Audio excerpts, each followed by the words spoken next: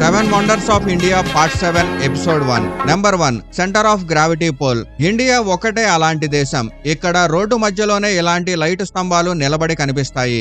ఇప్పుడు ఇలా ఉందంటే మన దగ్గర ప్లానింగ్ లేదా ఇంజనీరింగ్ లోపించిందని కాదు, అస్సలు కాదు. మనకి కాపీ పేస్ట్ చేయడం తెలియదు అంతే. చిన్నప్పటి నుంచే మనకు ఇన్నోవేషన్ మైండ్ సెట్ ఉంది. అందుకే ప్రతిసారి ఏదో కొత్తగా ట్రై చేస్తూ ఉంటాం. పైగా ఈ మధ్య మన దేశంలో రోడ్లు కూడా స్పేస్ టెక్నాలజీతో నిర్మిస్తున్నారట. అందుకే మొత్తం రోడ్డుకి సెంటర్ ఆఫ్ గ్రావిటీ బ్యాలెన్స్ గా ఉండాలంటే రోడ్డు మధ్యలో ఒక లైట్ పోల్ ఉండడం తప్పనిసరి కదా. Number 2, black hole in Bihar. NASA వాళ్ళు పిచ్చి వాళ్లల్లా అంతరిక్షంలో బ్లాక్ హోల్స్ కోసం వెతుకుతున్నారు. కానీ వాళ్లకు తెలియదు, మన బీహార్ ప్రభుత్వం BSRO అంటే బీహార్ స్పేస్ రీసెర్చ్ ఆర్గనైజేషన్ తో కలిసి బీహార్ రోడ్లపైనే ఇలాంటి ఆర్టిఫిషియల్ బ్లాక్ హోల్స్ తయారు చేసిందని.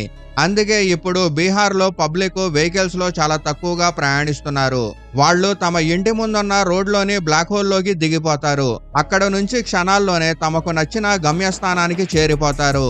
Number 3, Indian zebra crossing. అసలు ఇండియాలో జీబ్రా క్రాసింగ్లు ఉండవు. ఉన్నా అవి కనిపించవు. కనిపించినా అవి ఇలానే కనిపిస్తాయి. అంటే మీరు ఒకవైపు నుంచి జీబ్రా క్రాసింగ్ మీద నడవడం మొదలు పెడితే మరోవైపుకు చేరాలంటే చివర్లో తప్పనిసరిగా దూకాల్సిందే. ఎందుకంటే మన గొప్ప ఇంజనీర్లకు జీబ్రా క్రాసింగ్ అంటే జీబ్రాల కోసమే అనిపిస్తుంది. అవి ఎలాగైనా దూకేస్తాయి కదా. పైగా ఈ దేశంలో ప్రజలు ట్రాఫిక్ రూల్స్ పాటించరు. వారికి అయితే వేగంగా వెళ్తున్న వెహికల్స్ మధ్యలో నుంచే రోడ్డు దాటడమే ఇష్టం. Number 4, agriculture express way Bihar. Bihar లోని అనేక ప్రాంతాల్లో రైతులు తమ మొక్కజొన్న పంటను ఇలాగే రోడ్లపైన ఎండబెడతారు.